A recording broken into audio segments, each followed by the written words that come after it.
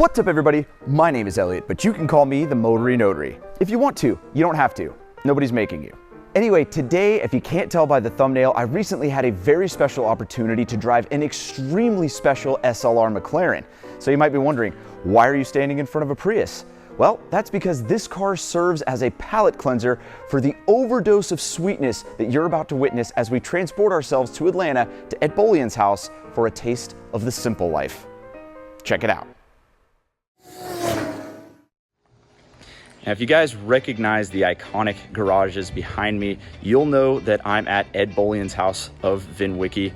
Ed, thank you for having me out. This has been awesome. I've been shooting a few videos with him, but now Ed said I could shoot a few videos for me. Oh, of course. No. What do you want to drive? What a question. The CarTrek Gallardo behind me is mighty appealing. That thing has always been way up my alley, and I'd love to get another CarTrek car under my belt, but there's one car that I've been itching to shoot with since you acquired it, the Paris Hilton SLR. Let's get that thing out here. Yeah, Absolutely. Let's get that thing out here. Sure thing. Let's do it.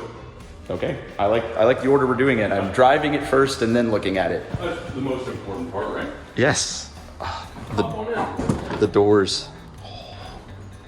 It really doesn't get any cooler than that. I tend to agree.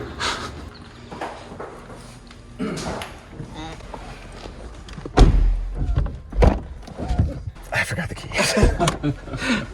Good move, Elliott. Good job. One job, just grab the key. That's all you have to do. Okay, let's try that again.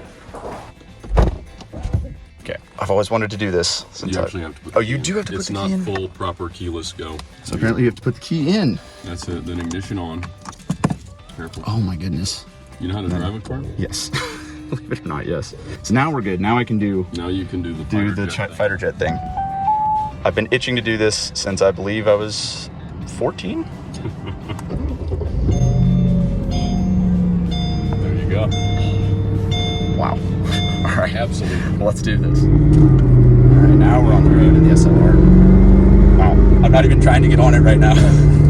Yeah, the way that the throttle response works is also peculiar. So the cars get criticized for the brakes, for the handling, for the dimensions, because you can't tell where the corners are.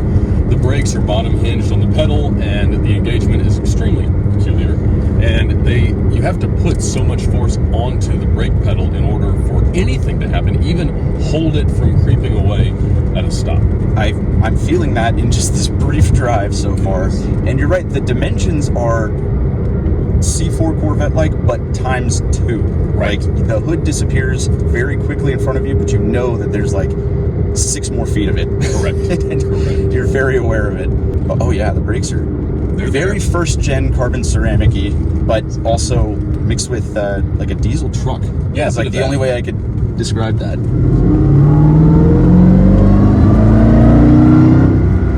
Supercharger noises. That was just a roll-on too, and oh my goodness. It's a freight train of power, and the experiential aspects of the side exit exhaust coming out right in front of you, and obviously the insane supercharger noise and all that is super duper awesome. I mean, it's a lot like the powertrain out of the 55 compressor cars, but at the same time, it's so different because it's carbon tub, carbon body, really done by McLaren, and so there's nothing like it. No. That might be for good reason, but there's nothing like it.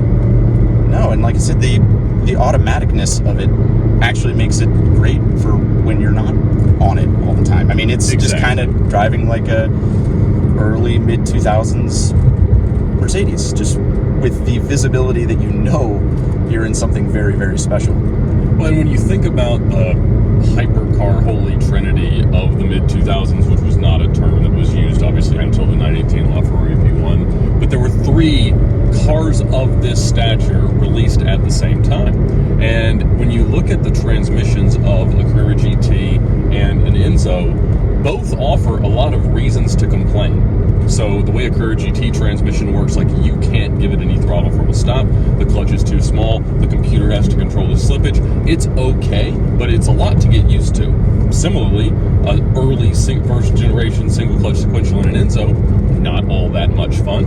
And so now people are like trying to figure out what they can do to make those cars more drivable. Whereas this thing has the transmission they put in everything, and it just works. We're just getting even stab real quick.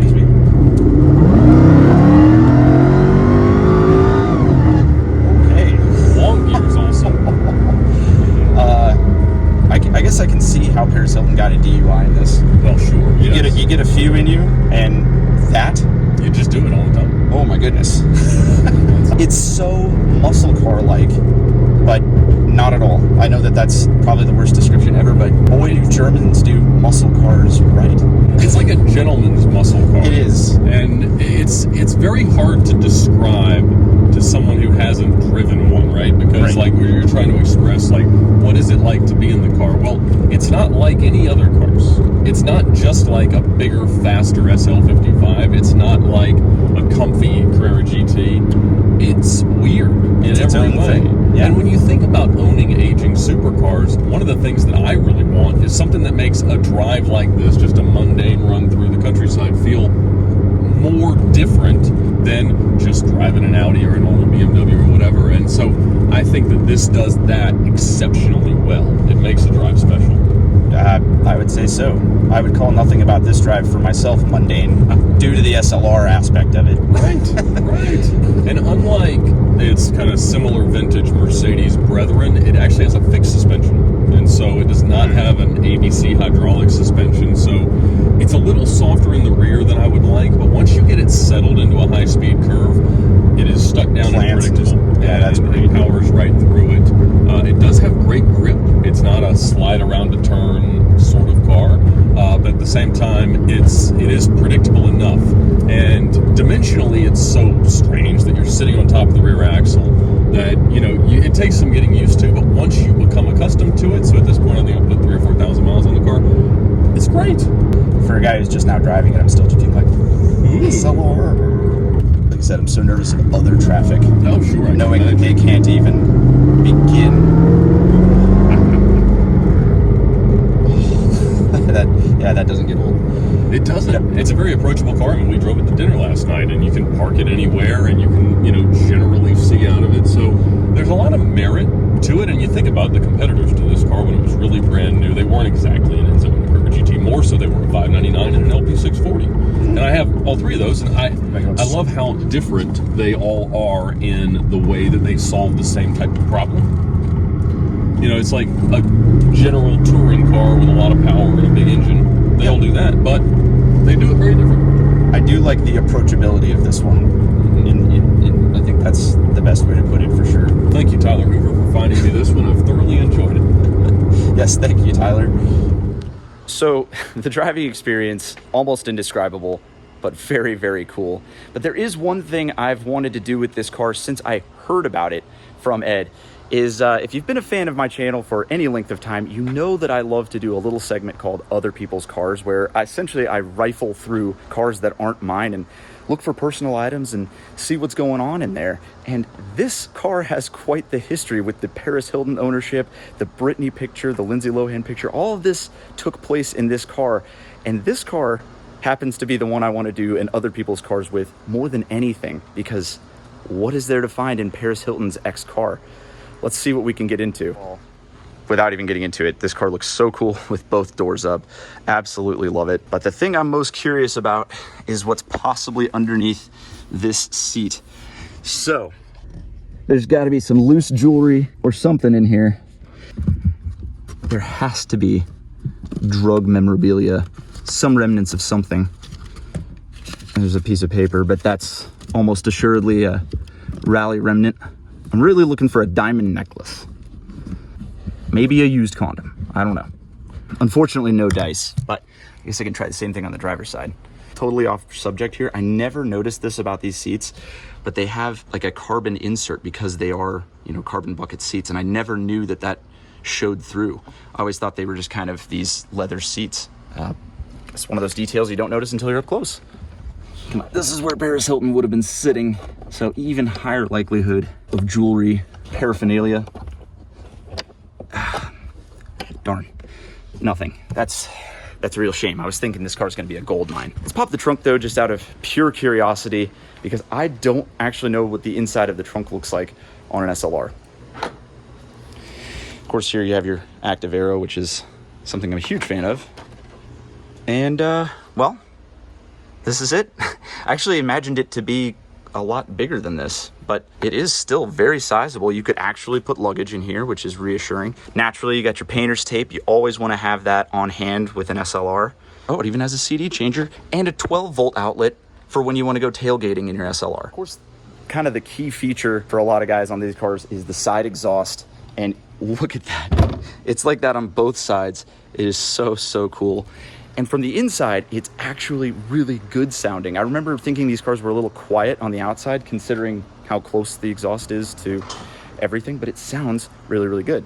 Now, Ed is doing the complex hood opening procedure here that I was too scared to do. It has to come forward and then up. And wow, look at this thing. First of all, a lot of shielding. Second of all, what you notice about the engine is this is all kind of one big intake duct, and the actual engine is back here. And you notice it is behind the front wheels, making it front mid-engine, which is the way a lot of the best cars in the world are set up. One thing that's really cool, if you look here, if you follow the intake, I don't know if I can see it under here, the Mercedes symbol itself is the ram air intake duct. That is the coolest thing in the world. So there you have it. That is the Paris Hilton SLR. I cannot believe I got the opportunity to drive it. It's amazing to look at. It's amazing to drive. And Ed, I can't thank you enough for the opportunity. My pleasure. Awesome. Well, that was amazing. I am still pinching myself to this day that any of that even happened. First of all, being at Ed Bolian's house is a real treat. And then getting to drive such a special car with such a great story and getting to do other people's cars on it, it's a dream come true. Being on VinWIKI was a dream come true. I can't believe I even got to do that. That was seriously one of my car enthusiast goals, was to be on that channel, and now I have. So be sure to check out my VinWIKI car story. My first one uploaded this week. It's a great story about going on the great race with my dad, and I've got more to come, so be on the lookout for those. Massive, massive thank you to Ed Bolian and Tyler Hoover for kind of setting this whole thing up. It's been just a whirlwind of awesomeness, and I thank you guys for making this all possible too.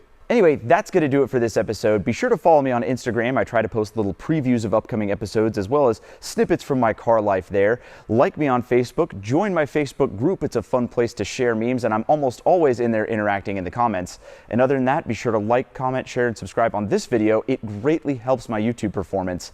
I will see you guys on the next video. Exactly how I wanted my first SLR drive. Extended reversing time. That's it. Well, it's a nice, slush bump if you don't have to worry about. Oh, true. If I was clutching it right now. That's it.